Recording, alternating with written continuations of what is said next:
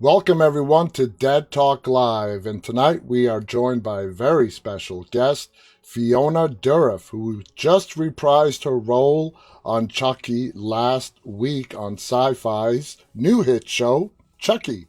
Fiona, thank you for being here with us. How you doing? I'm pretty good. How are you doing? I'm doing great, and I'm just really excited to talk to you. And it's not just me. You should see the messages of people just psyched to watch this interview with you. Yeah, the online response to the last episode was pretty surprising and exciting. Y- I was surprised at how many people didn't recognize me in a way I enjoyed. And we're surprised, and the enthusiasm was rad. Well, the show is a phenomenal success. Congratulations on that. The show is a continuation from the movie, which you were a big part Hmm. of, Cult of Chucky. So it's Yep. great. You go from the movie directly into the TV show where it picks up, and you're back. You're back with, Jennifer Tilly is also back. And yesterday, I just came back from a convention. I got to see Christine Elise, and she's going to be Yep. our guest as well. So I got to ask you, I mean, you look incredibly like your dad. Do you get that a lot? I've been hearing it my whole life, and I don't really see it. I see it from the eyes up. We both have this giant forehead, and I think our eyes are the same. But when I first started acting at 23, everybody would comment on it. But I think my dad's face is kind of angular, and I think he looks like an angel a little bit more than I He do. looks like an angry angel. Uh, I got to ask you, though, you are just as talented as your dad, and you have a great resume. Is it difficult, not just for you, but being the child of a famous actor or artist, to get your own recognition, to get out from under their spotlight and get to the spotlight that you have earned for yourself? Yeah, I wouldn't say that was difficult. There's certainly this conception out there that I did an audition and all of that, and I certainly did. What what being the child of an actor is helpful. You get access in a way that a lot of people deserve and don't get. Mm-hmm. So you stay grateful and you recognize it, and then from that point you see what happens and do your best. I think that nobody's ever hired me if they didn't think I was right for something. That's true. Um and yeah, and then the places that it carried me, I often play villains more than anything else, which I think that, my dad probably, I would say like 60% of his roles were villains. I think mine's a little bit higher. I never think of them as villains, but I think other people do. And I think that's There's so much comes fun to from, play. it's more Oh, fun. yeah. It's way more fun. Oh, yeah. Yeah. They're more interesting. They're out for something. They're Yeah, yeah. struggling, So let's talk about the show. Okay, like I said, Chucky is a direct continuation of Cult of Chucky. Hmm. Now, let's go to what your association is with Charles Lee Ray, Chucky, aka your dad. Um, Chucky murdered your whole family in the Chucky movie. murdered my whole family. Yeah, Yeah. and the reason why you're a paraplegic on the in the movie and on the show is because Chucky stabbed your mom while she was pregnant with you. Is that accurate? Yep, that's accurate. So, and of course, Chucky, Charles Lee Ray, has it in for your mom because it's because of her that he ended up getting caught and killed by the police. So it's Hmm. very personal between Nika's family and Charles Lee Ray, Yep. Chucky. Do you like that aspect that you guys have just you and Chucky? It's not just, oh my God, this doll is trying to kill me. It is personal. it's personal, and I thought of it as informed her whole life. And at some point, when you're in a mental hospital and you look at every important thing that's ever happened seems designed by this one entity Mm-hmm. that is supernatural and more powerful than you, then the whole thing takes on a meaning that's beyond survival. I am here in order to battle this thing. This is the thing, the only thing that matters. This is all the meaning there is. Would you? It's a big thing to play. It's a big, fun, meaningful, imaginative universe. And you look like you have a real blast playing this character. I have so much fun. I have so much fun. And also he keeps throwing me more and more interesting things to do, which I'm very lucky for, and wait till you guys see the finale. I mean, it just gets so crazy. Yeah. It's really fun. And also to get to inhabit Chucky too, was maybe the most fun I've ever had playing a character, because I think the reason why everybody likes him so much is that he is so utterly free and he is having so much fun. And he's so evil. He's just an evil bastard. He's free, man. He's not evil. he's a, oh my God. Do you remember the first time you ever met Don Mancini? Well, so it goes. Don met my mom when she was pregnant with me, because my father used to teach acting for directors, or directing actors at Columbia University in New York. And Don was a student. He audited the class. So he was sat in a class that was taught by my dad. And he met my mom after, and she was pregnant with me. And then I think we met during the filming of first Chucky. Okay. It's one of my memories where I walk into a sound booth, and my dad was doing the ADR of being burned alive. And I watched it. I was like 6. I watched it and was deeply upset and ran away, and they had to find me. And I think I hid under a desk or something. And then I think I was at the premiere too. Though memory is so unreliable, so it might not be true. And then when Don and I met as adults, it was during the casting of Curse of Chucky. I first auditioned for Barbara, the sister, which everyone thought I was going to be more right for. And then I get a call from my dad. He's like, I got this call from Don. He thought you might be good for the lead. I put that on tape. And then Don and I had a long phone call, and we realized we're kind of similar people. And then we became pretty fast friends. That's awesome. I would assume your dad and Don are probably like best friends by now. Yeah. No, we all love each other very much. Now, would you say Child's Play was the first horror movie that you've ever seen? No, so I have an older sister who's 5 years older that is utterly fearless. And my sister, I can't watch horror movies because they scare me. I like them, I watch them, but I'm one of those people who looks down at the ground because they're too scared. But my sister would torture me. She would make me sometimes watch like operations, like people's eyes getting operated on. And then she also had me watch An Exorcist. Oh God. At what age? 8. Oh my God. Okay. Yeah. All right. 8. Chucky never scared me. Because it's my dad. And the deal with my dad is he's actually like this wonderful, kind sort of like wood elf, He's just not a scary guy. So it's just too associated with my daddy. Exactly.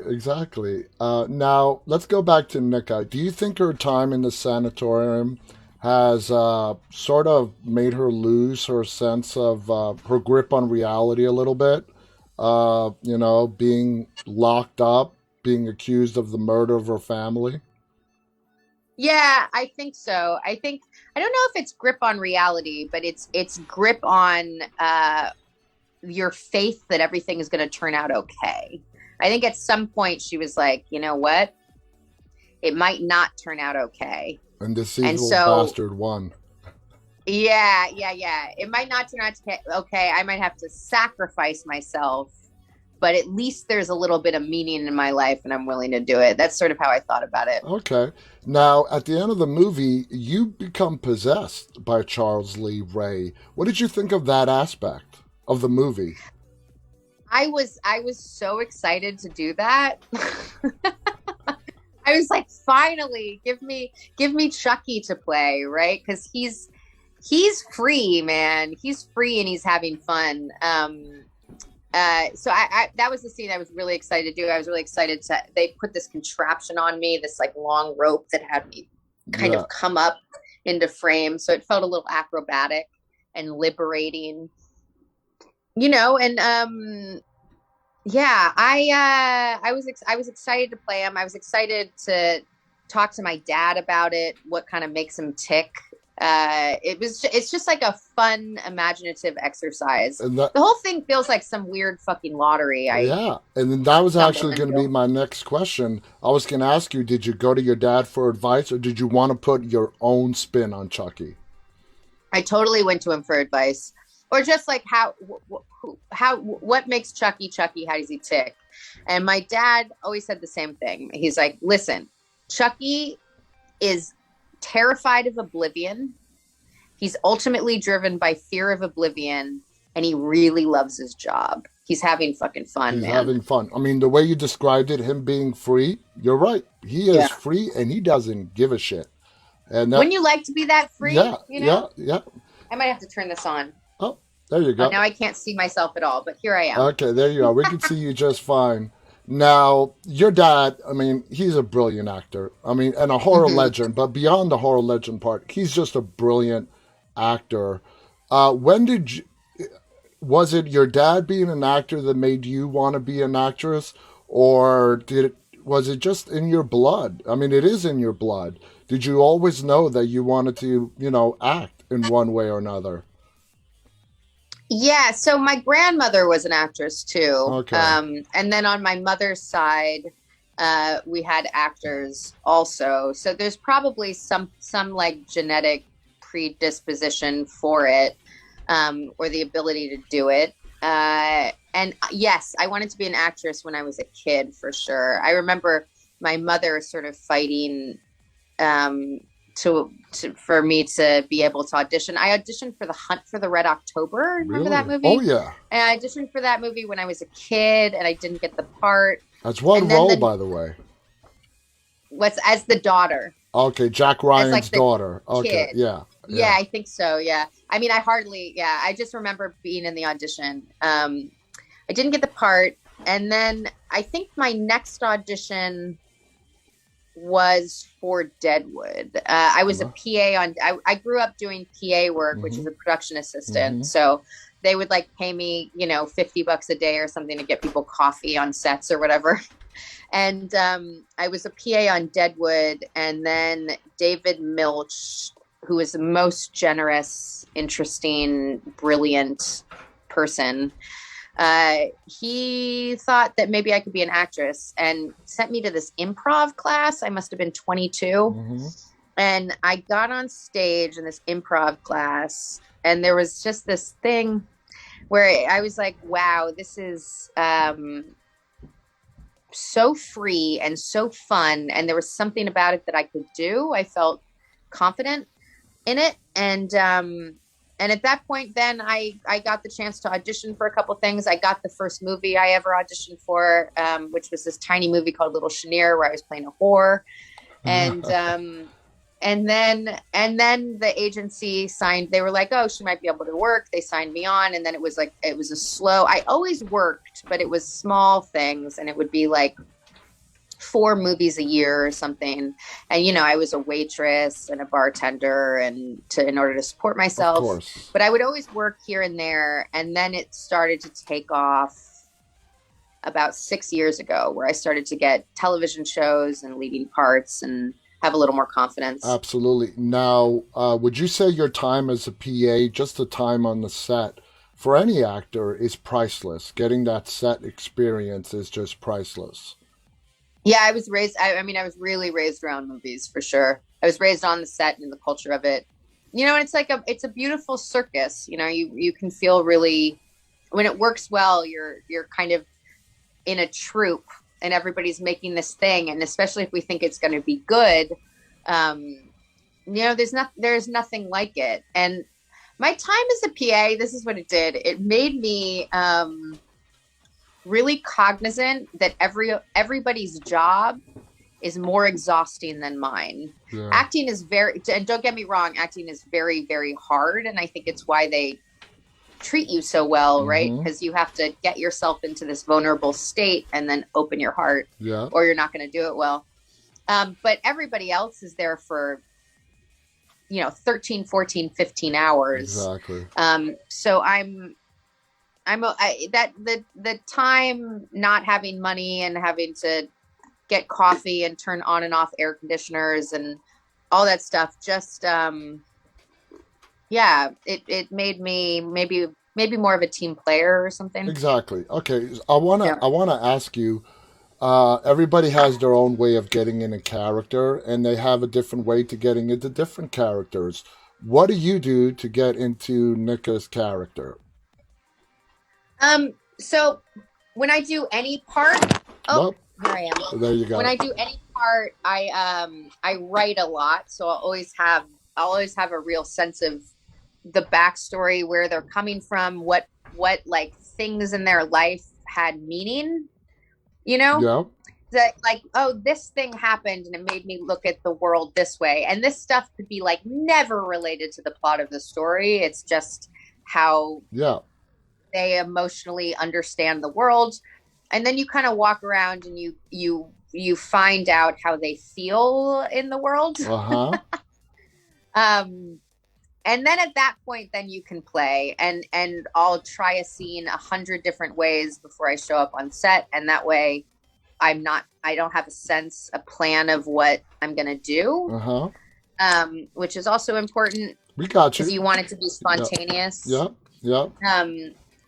And then for Nika, I hung out with a few paraplegic people. Okay. And talked to them about, I like lifted weights and in a wheelchair, and sort of tried to get a sense of what that's like. And it's and it was great. And I also loved the way Don portrayed her. He portrayed her also as a sexual person, a complete person. She was maybe an ingenue at first, and then less so. And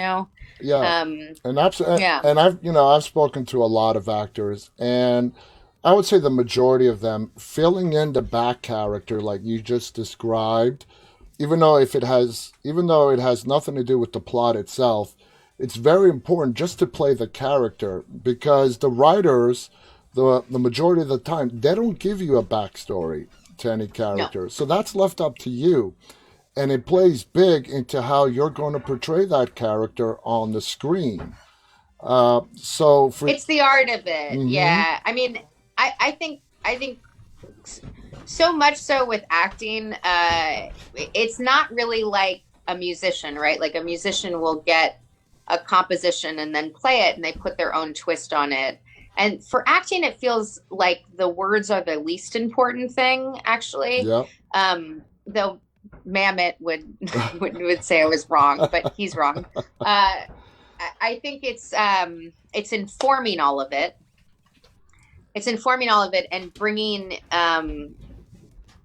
your own life experience and perception of how the world works onto it. And twisting it, right? Like dialing things up or down within your personality. But it's always some version of you. And if it's not a version of you, it's never going to feel true. It's never going to be anything that's worth watching. Now, how lenient is Don when it comes to you putting your own bit into the character? If he's lenient at all? This is what he does. he'll let us do whatever we want, and then he'll cut it out. That's mean. Now We ad lib up a storm, and then we watch it, and we're like, huh, he cut it out. He probably cut it has. all out. He probably has his own little private collection at home with everybody. Here's the thing: is he's a really deliberate writer, right? Like, I think that's one of the reasons why his franchise has been so successful for so long, and then keeps gaining fans and momentum, right? Yeah. I don't think Chucky's ever been as popular as it is right now, at least from where I'm standing. Yeah. I mean, on Halloween, I swear every fourth kid was a Chucky. I was like, really? Is it this popular? But he's a deliberate writer, and he thinks in themes, and each word is clever and thought about, right? So we end up respecting the script. It's not about like blood and guts and gore, though it is. Though there's that in it because it's such a fun element. But it's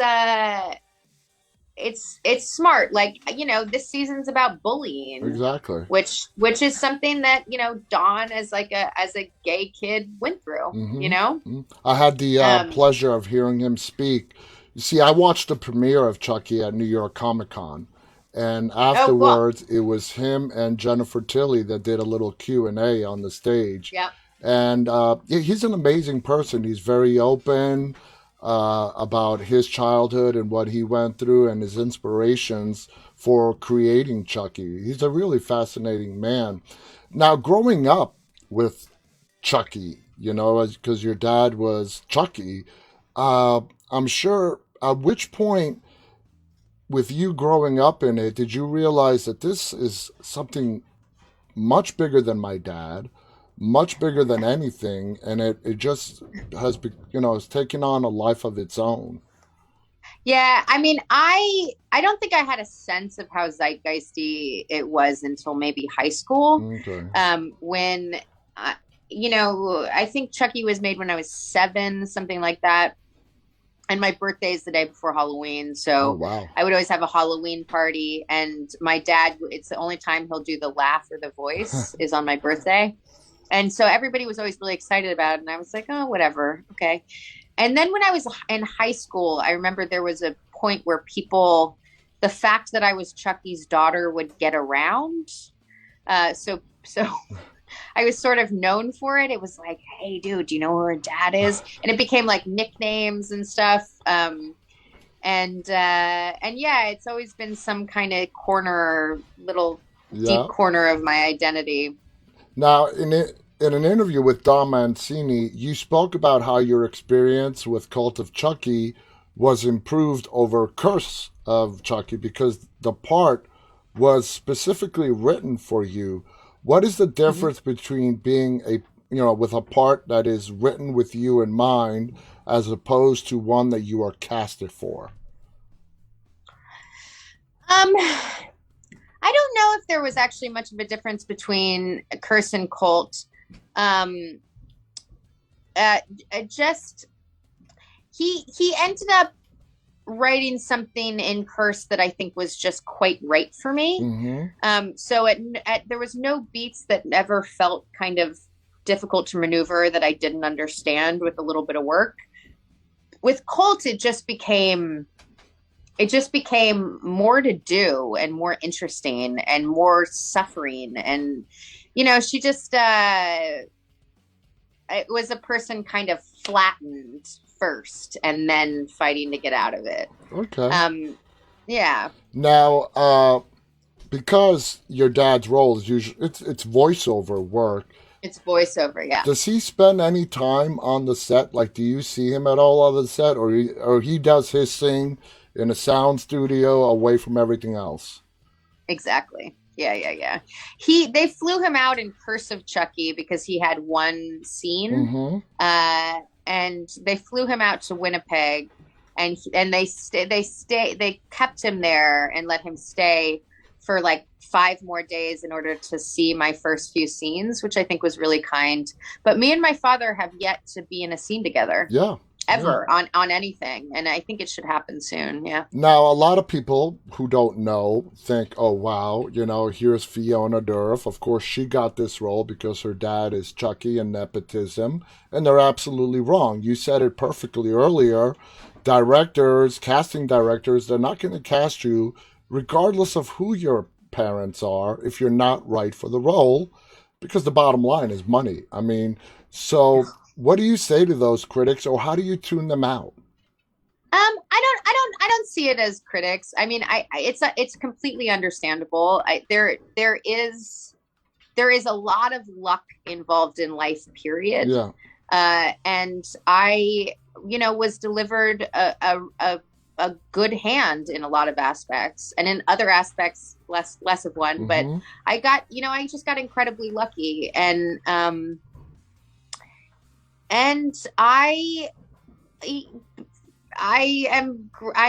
grateful for it. I mean, I just am. All you can do is be grateful for it and do your best. Now, Do your best in the role. That's exactly, it. exactly. Now, Yeah. I'm assuming that you auditioned. Is that when you Yeah. first got to? Was Oh it yeah. weird? Was Don in the room when you were auditioning? Was it weird? Somebody you've known your whole life, and he's I there. didn't I didn't know him. Oh, So okay, so yeah, so I had met him when I was a child and I didn't remember. And then he okay, met my mother when she was pregnant with me. So he's known my father for a long time, but my dad is this kind of wonderful hermit. So my dad might be this like Hollywood actor, but in no way does it seem like that when you live with him. He's just this like strange yeah, kind of hermit that's into physics. Like, yeah, yeah, yeah. so there was no like Hollywood parties or anything.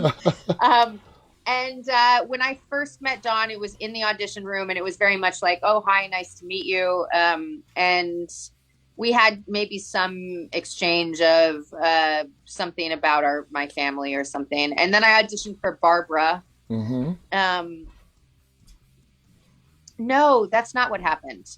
I didn't audition for Barbara. I had put myself on tape for Barbara when I was doing some. I was like in Moab, New Mexico, or Okay. Moab, Utah. Put the tape together, and then got a call to go in and audition for the lead. And I was like, I'm not right for the lead. I can't do an ingenue. And they really and then I had said that I wasn't right for it. And then my dad called me, and he was like, "No, I just got off the phone with Don. He thinks you're right for the lead." And so I went in at that point,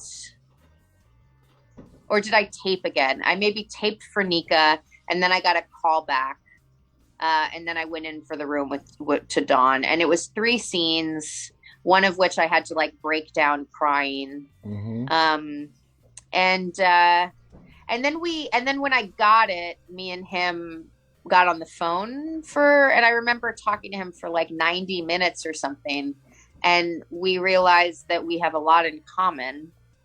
And Don actually turned out to be, I mean, truly one of my closest friends. I mean, Awesome. I spend holidays with him, and he was with me when my mother died. Oh, He's like yeah. he's a fucking blessing. Also just like a really good person. Exactly. That's He's like that. a good, collaborative, smart person. Yeah. I just love him. Yeah, just listening to him speak, that's exactly how he comes across. Now, Don has went on the record and said that you had the look that he was going for the role that you were casted in. Did you get when you auditioned what the physical attributes of your character were supposed to be, and did you play into that for the audition? No, no, no, not at all. Not at all. You know what he said actually when he cast me after, he explained it. He was like, "Yeah, you were the only one that I believed in the wheelchair." Wow. And he was like, "I think it just seems like you've suffered." And not that everybody in a wheelchair has suffered, but this character certainly suffers.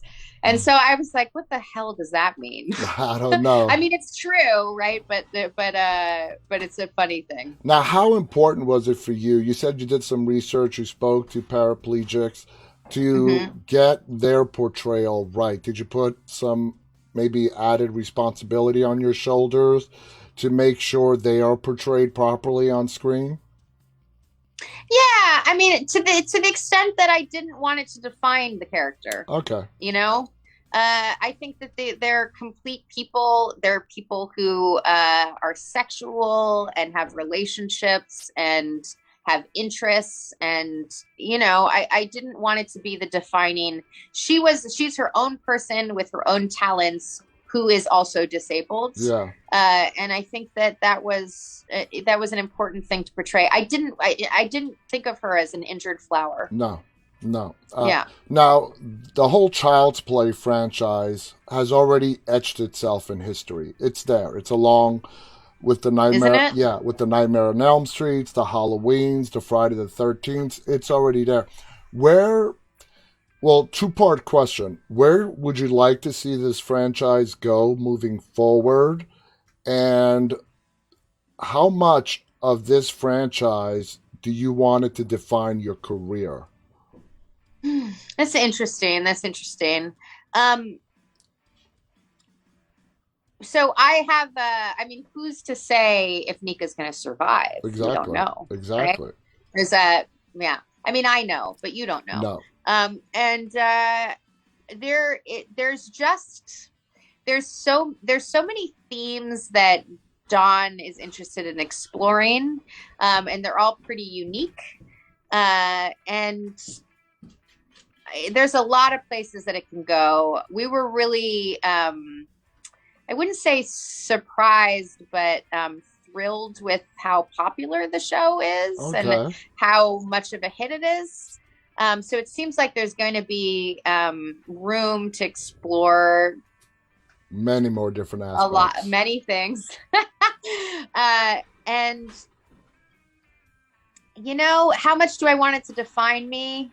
I'm thrilled to be a part of it. It feels somewhat like my family legacy Yeah. in some way, Mm-hmm. though it's definitely Dawn's creation. Yeah. But I'm grateful to be along for the ride of something that I get to make with people that this sounds cheesy. Everybody says it. It's so fucking true in this case, though. Uh-huh. I get to make it with people that I absolutely have known forever and love. Yep. And we have so much fun making it.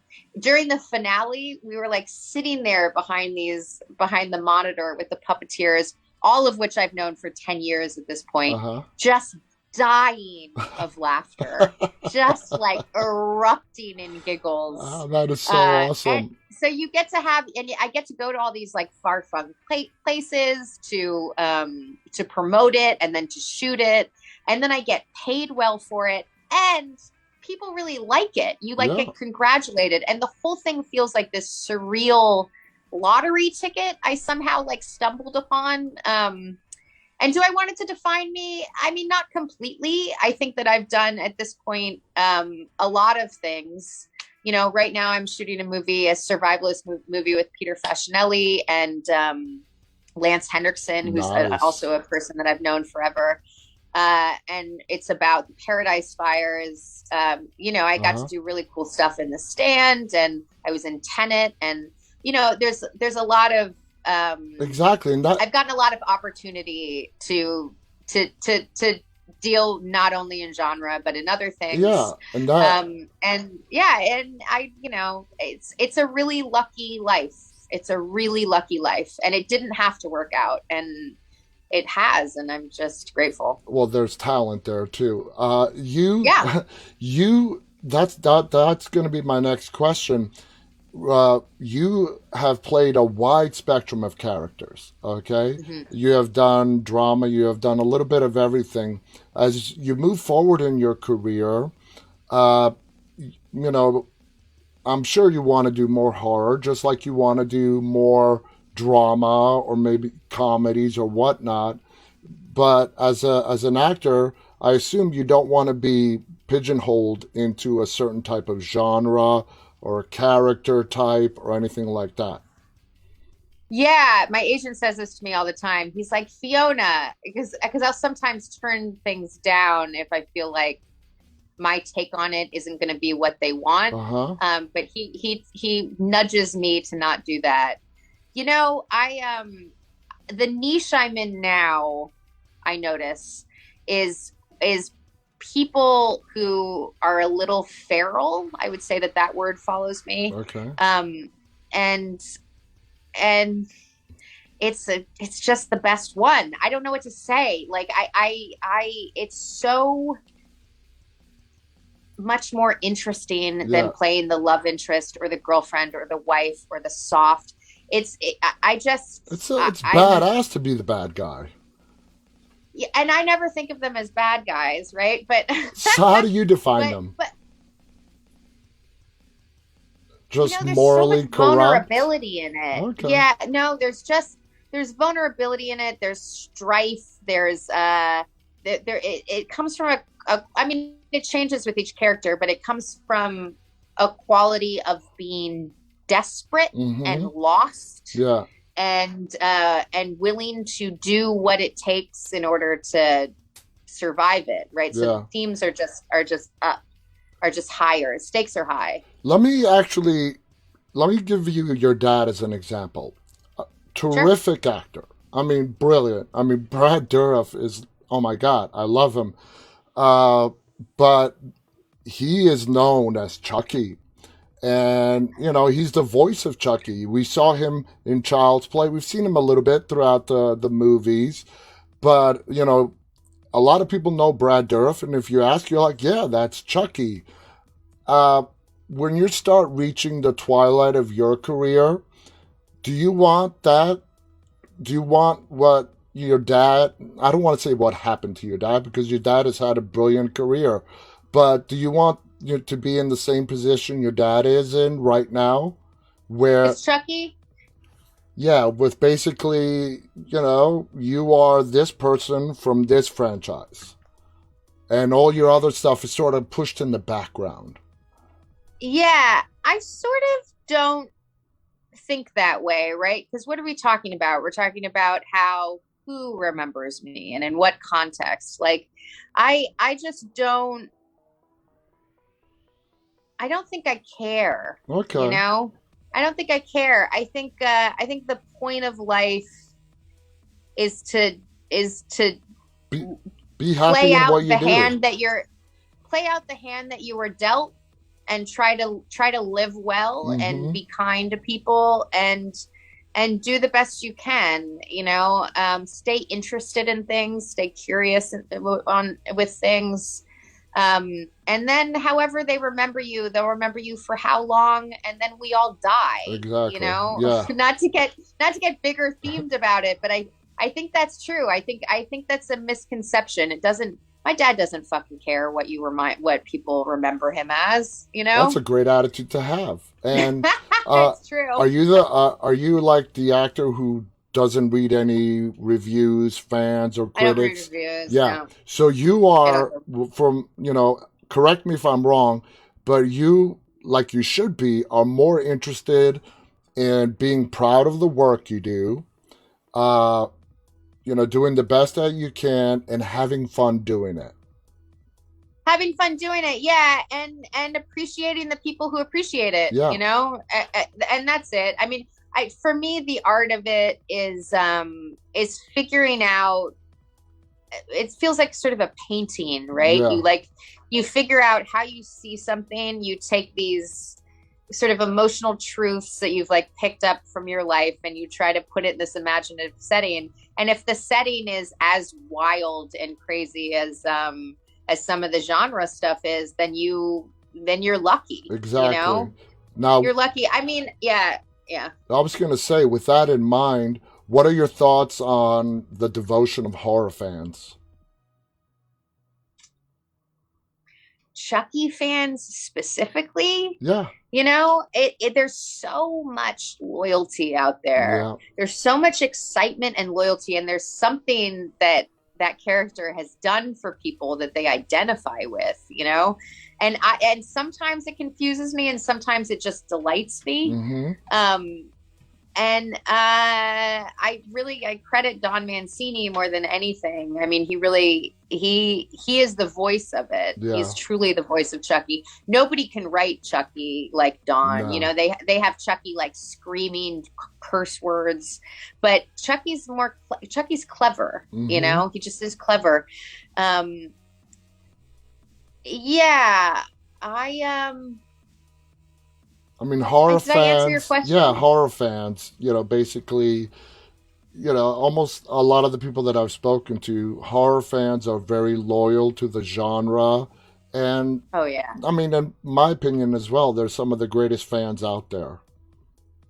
Oh yeah, yeah, and the people I appreciate. You know, it's always it's not always, but it's often misfits. Yeah, You know, it's people who always felt a little outside of things. yeah, You know, and life and death and murder and all of that stuff.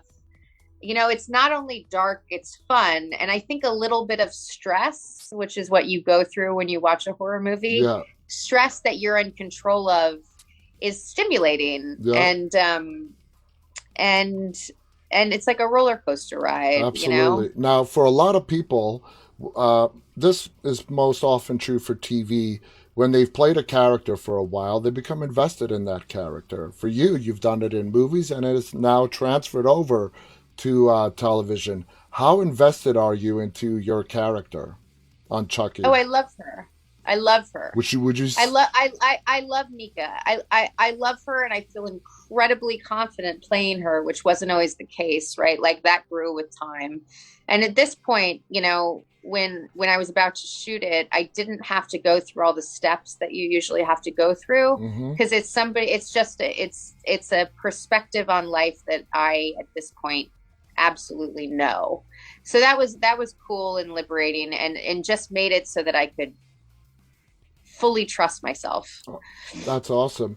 Now, Yeah. as you guys were shooting the series for Sci-Fi, and they brought back a lot of the old faces from previous Chucky movies before you appeared in Hmm. them, Yeah, I know. like Jennifer Tilly, Christina Lee is coming back. I think next week. What was that the first time you got to meet them, and what was it like No, working yeah, with no, them? no. So they both were in Cult of Chucky, right? Or was it Curse too? I think it was Christine, in both. I believe, was in Child's Play too. Yeah. Yeah. So I didn't know Christine before I did Curse of Chucky, Okay. but they also appeared in Cult. They appeared in Cult for sure. I can't Yeah. remember if they appeared in Curse. Andy Barkley, Alex Vincent appeared in Curse. Yes. Um, and yeah, and you know, I've known them at this point for 11 years, 10 years. Um, so it When I met Christine this last weekend, the pretty much the first sentence out of her mouth is, uh, "You wait till you see Fiona." And so, just appeared last week. We're like, "Yeah, she's going to be our guest on Monday." She had like nothing but praise for you. Oh yeah, I love her. Yeah. No, we love each other. She's also an incredible cook. She'll invite me to dinner parties. She's great, and she's a great friend Would and a great actress. Oh yeah, oh yeah. Yeah. Would you say even the people that you have not known for years, part of the cast and crew, you have all really melded well, and the chemistry behind the set, would you call yourselves just one big happy family? A circus troupe. Yeah, it was really fun. You know, the kids were really sweet and they all hang out all the time, you know.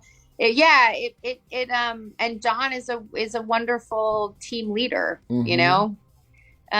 Yeah, we all melded and also there was this sense after about halfway through the first episode that we were making something good, Yeah. you So know, you which doesn't guys, always happen. so you guys knew halfway through filming this series that this is going to be something special. So when it did come time for it to premiere in October, were you at all nervous? How is this going to be received? don't know if I was nervous. No, I don't think I was nervous. I was excited Okay. and I was out of town is what happened. All I right. was where was I? I had gone to Sitges Film Festival Okay. to so I was in Spain and then I flew straight to do a movie in Pittsburgh. So the whole thing happened when I was like and now I'm in Austin, Texas on another movie. So I haven't been able to be with people Yeah. during it. So it sort of happened and I haven't been able to watch them in real time, which sucks. Um, but I sort of, there's been a lot of text messages back and forth and conversations with Dawn and stuff about how well it was received and how good our numbers are. Yeah. I mean, yeah, I mean, it's something like 4.4 million people are watching it, which is really high That is really for a high. cable show. Yeah. Yeah. And that the numbers aren't dropping is really cool. People seem to be really excited. My social media is like, Yep. gone through the roof. Now, Um, now let me ask you. Basically, as this thing continues to grow in success, uh, as far as your character goes, do you, like you said, you know what happens to her. We don't. But do you want to see Nika just go through the whole thing, or like if Don told you or will tell you that you know what her time has come and she's going to die, you're going to be sad, but also you're going to be excited in a way for the character and the arc that they've been through to go out with a bang. yeah, maybe. I mean, maybe I'm gonna die next episode. Oh, you're teasing us now. What would you say up until now? I mean, is the project that you have done that was really a turning point in your career? Oh, I mean, it was Chucky It was for Chucky. sure. Okay. Yeah, it was Chucky. I mean, Chucky was the first time. So I had done True Blood for a season, but right before I was cast, and I had done and then movies and TV shows here and there. But Chucky, doing the lead in Chucky was the first time that I was the center point of something that was very widely seen. Okay. And at that point was when I started to get offers for stuff, and it was definitely it's definitely the thing that I've done uh, that people associate me the most with. Yeah.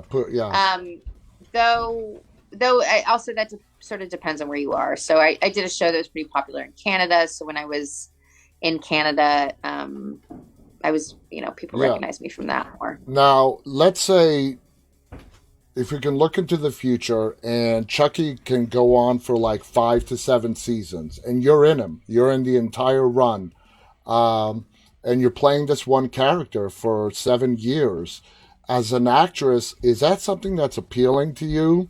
And then, of course, during the off time, you go and you'll shoot the movie here and there, but your primary job is Nika on Chucky. Is that something that would fulfill you as an actress, or would you feel limited? I would do anything with Don Mancini forever. I mean, that's how much fun it is, That's a truly. And it really is about him.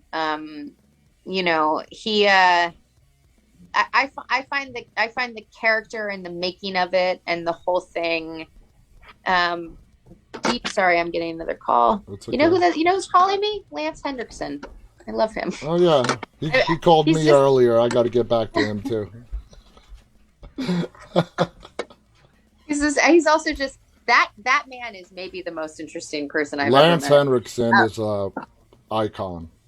I love him. Also the most interesting life I've ever met. Wow.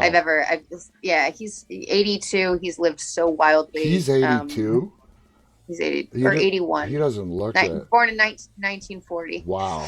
Wow. Talk about a career that man has had. I mean, he's legendary. Yeah, also the many careers he's had. Yeah. Yeah. So he was like a seaman. He was like a military guy. And then he was a very celebrated actor. He's a. I can talk for days So, about I mean, well, let's how talk a incredible that little man bit has about been. like, I mean, I could see Lance and your dad.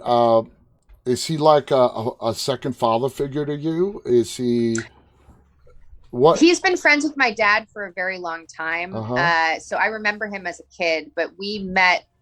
He's on this movie that I'm on, which is why he called me. Ah, So I've been hanging out with him for the last week, and I had to say to him, I'm Brad Dourif's daughter, and he was like, no shit. he didn't And know. then he put it together, and then he put it together who I was, and then he remembered, and then we talked about our families and stuff. And then me and him ended up having a lot of stuff in common. And I just like sat at his knee and listened to these stories, and we got beers together, and it was Wow, just, yeah. Anyway, we've been hanging out for like the last 5 days. that's And awesome. I think at the end of it, I was like, I love you. Yeah. Oh my God. I would kill just to be you for a day. Sometimes it's a nightmare. Now, how do you feel about the language and gore that we're now seeing on cable TV, like Chucky? I mean, there's no censor at all when it comes to the language with Chucky and the gore on cable TV. It wasn't like that 10, 20 years ago. I don't know if you remember. I mean, it's going way back, but how do you feel about when you're watching cable TV? It's like you're going to an R-rated movie. Yeah, I think so. I think sometimes that's true. I think that if it's gratuitous, then it's gratuitous, and it's not useful. I don't think that Chucky gets into that territory. No. We had a limited number of times we could even curse, right? So we can curse, but I think it's limited to 10 times an episode. Which is a lot. And the yeah, and the blood and guts of it, which is 100% there, is always deliberate, Okay, right? yeah. And you look at 70s horror movies, which was like, I think their heyday. And it's been pretty visceral and gory for a while. Yeah. I mean, we're not making Hostel. No, God, don't get me started on that. Fiona, this hour has just flown by. Yeah, Yeah, we're out of yeah. I time. have to go into Austin, I so know, I I gotta know. I go. want to thank you so much. This has been one of the funnest interviews I've ever done. And you're just Oh, thank you, you man. you Thank look you. like a blast to hang out with. You would be just an absolute blast to hang out with. I want to thank you so much for being our guest. Any final thoughts you want before we go? Guys, if you don't know already, the show is on Tuesdays on Sci-Fi. Fiona Dourif is one of the Wait, stars. Sci-Fi and USA. Yes. And USA? Yeah, it's on both. Okay, yeah. Sci-Fi and USA. Chucky, the 10 continuation. o'clock. 10 o'clock, Tuesday nights, the continuation of Child's Play and all the Chucky movies. Watch Fiona. She's amazing. They're bringing back almost everybody from the prior movies, but with a brand new, fresh story and a lot of surprises. Fiona, any final thoughts you want to share before we go? I have a question. Go ahead. Did you recognize me as Charles? Uh, right You can away. say yes. Yeah, I did. Yeah, I tell you what, talking to you live, you look, you don't look like your dad right now Right? at all. From Europe. But like going through pictures of you online, there are just some where you are the spitting image of your dad. Really, you're just like the spitting image of your dad. But looking at you now, if we met, I would never connect you with Brad Dourif at all as being his Right. daughter. I So also have this long, weird hair at the moment. But yeah, your hair is totally. beautiful. Your hair is beautiful. But it's not my hair. It's It's not. extensions. Oh, No, it's extensions for a movie. oh God. Can you tell us when this movie might be coming out, starring you and Lance Well, so it's me and Peter Facinelli. Facinelli? Yeah. The guy from Twilight. Uh huh. And One of the sparkling eh, vampires. one of the sparkling vampires. Yeah, and also Angel Asher or Asher Angel, Wow. who is the guy from what's that movie?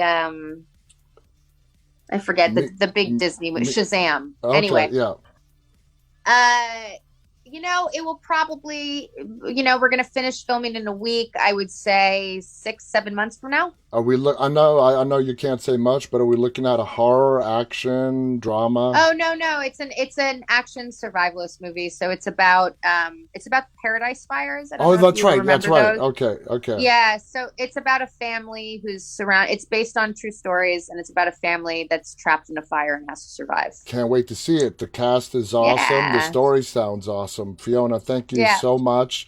We look forward to seeing you more on Tuesday and upcoming episodes. Hopefully, they don't kill you.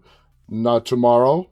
Hopefully. Who knows? Maybe. Yeah. We don't If they know. do, Don is going to be getting some negative messages from a lot of fans. I want to thank All our right, thanks, audience man. for tuning in. Thank you to Fiona Dourif. Guys, stay safe. Until next time, stay walking. On behalf of Fiona and myself, stay walking. Good night, everybody. Good night.